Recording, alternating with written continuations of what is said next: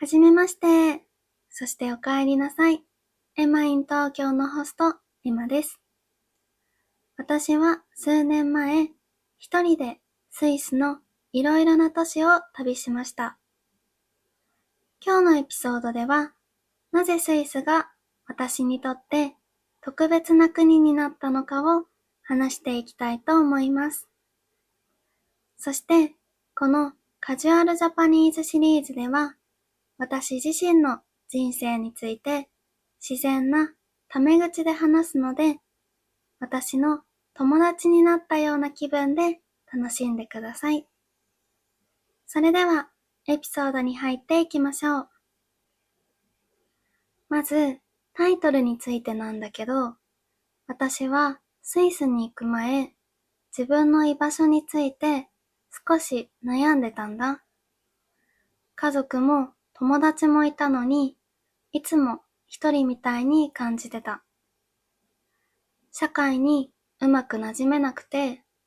自分はあんまりうまく生きられてないのかなって考えたりしたんだ。それで、私は小説を読むのが好きなんだけど、ある一冊の小説の中に、こんな文章があったの。探すよ、と彼は言った。僕がいてもいい場所。僕がいたいと願って、向こうもいてほしいと願っているような、そんな場所をさ、きっとあると思うんだ。この文章を読んで、世界のどこかに自分がここにいたいと思えて、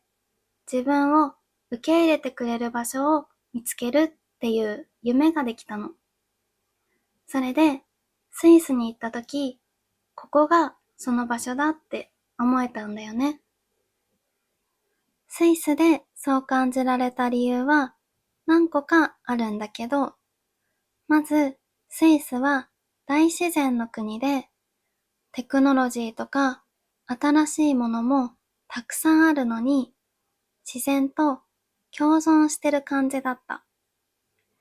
スイスの人も自然を愛してて、大切にしてるんだなっていうのが伝わってきた。アルプスとか湖とかがすごく綺麗で、誰かと話したり、音楽を聴いたりしなくても、そこにいるだけで、なんか安心したんだよね。自然の中にいると、落ち着いて自由な気持ちになれて、社会のプレッシャーとか、人生の複雑さとかを考えずにいられるような気がしたの。私はその頃、人生の意味とか、目標とかを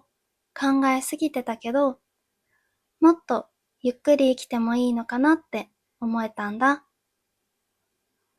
それから人がすごく優しくて感動した。私が今まで行った20カ国の中でも特に人の優しさを感じられる国だったと思う。私が道で迷ってたら、どうしたの？何か手伝おうかって声をかけてくれたり、私がうまく英語を話せなくても、ゆっくり待ってくれる人がたくさんいたの。日本でもこっちから声をかけたら助けてくれる人は多いけど、困ってる人を見て声をかける勇気がある人ってそんなに多くないと思うから、その国民性にも感動したんだよね。あと、スイスでは私が日本人だって言うと喜んでくれる人がすごく多かった。日本語の挨拶を教えてって言ってくれたり、日本の好きなところを話してくれる人もいて、すごく嬉しかった。日本人としてのアイデンティティも尊敬してくれて、でも外国人だからって避けられたりしないのは、私にとって一番居心地が良かったんだよね。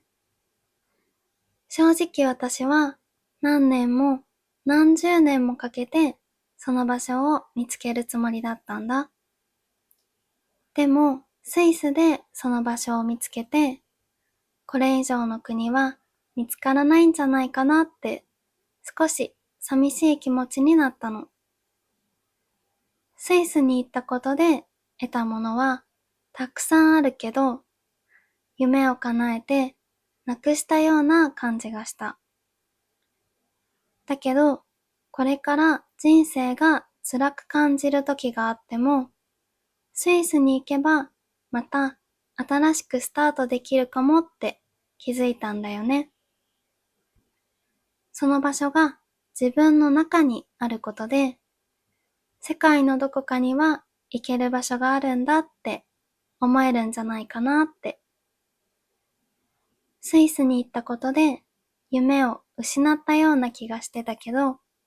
本当は新しい夢を見つけていくきっかけになったんだよね。